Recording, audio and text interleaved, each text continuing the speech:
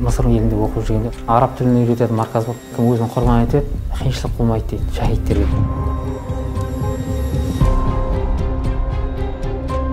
Это как ОПГ, не можешь оттуда потом вылезти. Деструктивные вот такие организации тебя уже рассматривают там как боевую единицу.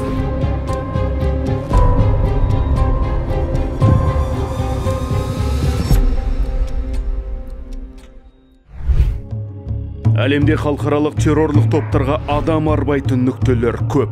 Бүлікшілерге жақта шинайтын жолдың бірі заңсыз марказдар.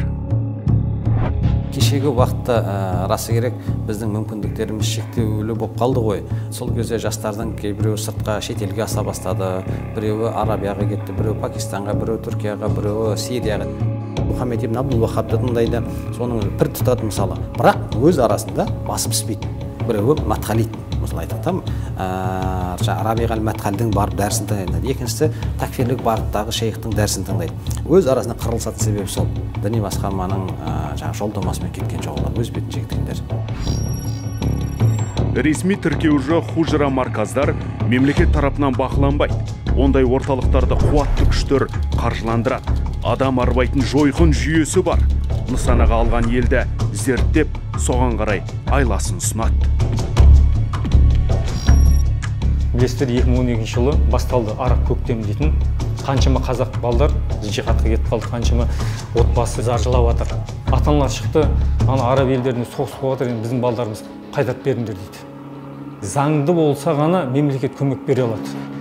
Заңды болмаса қалай көмек береді? Иә, кезінде мұқтаждық болды, діни білім алу үшін. Барды, шәкірттер үйренді, бірақ нәтижесін көрдік, не екені. Осыдан біз сабақ алуымыз керек. Қазір дін мәселесі, діни оқыту жүйесі өз деңгейінде қалыптасқан, діни оқимын дейтін адамдарға медреседе есігіміз ашық, оған арнайы мемлекет тарапынан грантты бөлініп жатыр.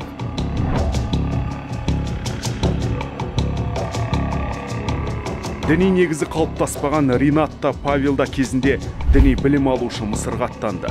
Заңсыз марказды жағалады. Көкіректе сәулесі жоқ. Жерлестеріміз ұрыны ұлы санап, қарақшыға кемеңгер деп қарап, ілім емес, уды жұтты.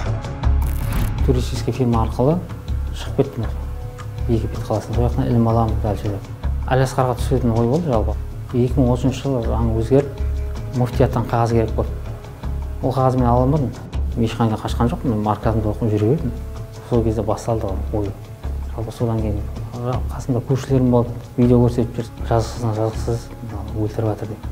Әрбір мұсылман санайтын адам өзін сояққа бір жәрдемін көрсету керек дейді. Қиыншылық болмайды дейді, шахидтерге деп түсіндірдім. Попал в Египет, я жил на квартире, то есть снимал квартиру. Официально я нигде не учился. То есть я учился на квартире, так скажем, да. Те, кто там толибы, так скажем, да, которые где-то уже учились, какое-то у них знание было, получалось, они в дальнейшем нам преподавали. То есть, да. Там уже своя распространялась литература определенная, так скажем, радикальная, какие-то видео, какие-то аудио, то есть, да, забирали документы, паспорта сразу, тебя блокируют, и ты такой становишься изолирован, так скажем, да. Тебя уже рассматривают там как боевую единицу, да. То есть ты просто выполняешь свою работу, можно сказать, ты как наемник. Тебе дают какие-то деньги, то есть какую-то мотивацию. Я в то время еще, в общем, молодой, у меня 21 год был. Многих вещей я не понимал и, можно сказать, на эмоциях, так скажем, был, да. Буквализмге негізделген идеология жерлестеріміздің ақылын бұғаттап тастады. Ринатта Павелда бірлікке үндейтін шынайы діннің құндылығын ұмытып, соқыр сенім әскеріне айналды. Қасиетті Құрандағы зайырлықты зұлымдық деген псевдо шейхтарға табынды. Такфирлік идеяның тегеурінімен аз уақытта Иманқұлов Сирияға, Голованов Ауғанстанға аттанды. Әлиасқар жыл сайын Қазақстанға 50 грант бөледі.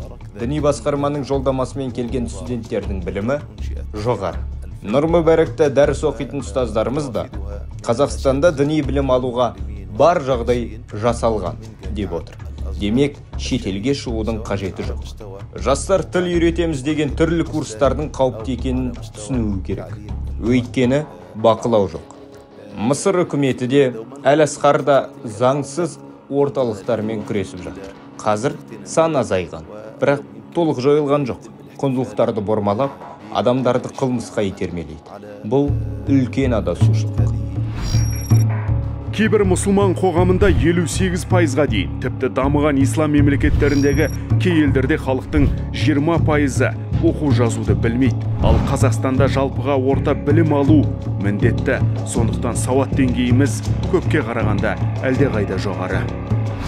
Шетелде бейресми діни оқу орындарында оқып жүргендер көп кездеседі. Енді олардың бәрін дер кезінде елге қайтарылмаса, ертең оларда бір дербес бір шейхтар болып шығады ғой, уағызшы болып шыға береді. Біраз діни сауат жоқ адамдар соның ықпалына түсе береді. Әр елдің өзінің шейхтары бар, ғалымдары бар. Әр елдің өзінің пайдалы ілімі бар. Салт дәстүріне қарай, менталитетіне қарай, өмір сүру салтына қарай фатуаларға жүгінген дұрыс.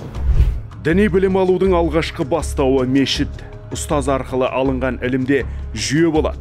Қайырлы білім адамзатты жақсылыққа жетелейді. Ал қатерлі идея терроризмге үндейді. Жалпы арабша білгеннің бәрі дін ғалымы емес екенін жерлестеріміз абақтыда ұқты. Негіз кеткенде мен Қазақстанға оралмайын деп сол жақта өлетін жанды ойладым. Жан беру оңай емес.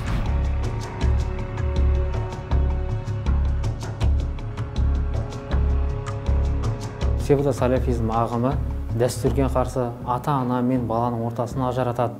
Ұлтқа жасалынып жатқан бірден бір қылмыс. Я жалею, что я 9 лет потратил. Братьям и сестрам хочу сказать, чтобы они, самое главное, получали правильные знания с правильных источников, не подвергали опасности ни себя, ни своих детей, ни своей семьи. Потому что по причине невежества именно, да, люди могут впасть в какие-то крайности и потом очень много об этом сожалеть. Самое главное, чтобы это именно вот с официальных источников, с правильных, именно получали знания достоверные об исламе. Ринат пен Павел білімді бұлақтың көзінен аламыз деп отқа түсті. Тұнықты іздейміз деп лайға ұрынды. Табынған шейхтары тар жерде сатып кетті. Қауіпті идеология заң алдында лаңкес етті. Қазір өмірге өкпелі, псевдосалафизм сапындағы уақыттары текке өтті.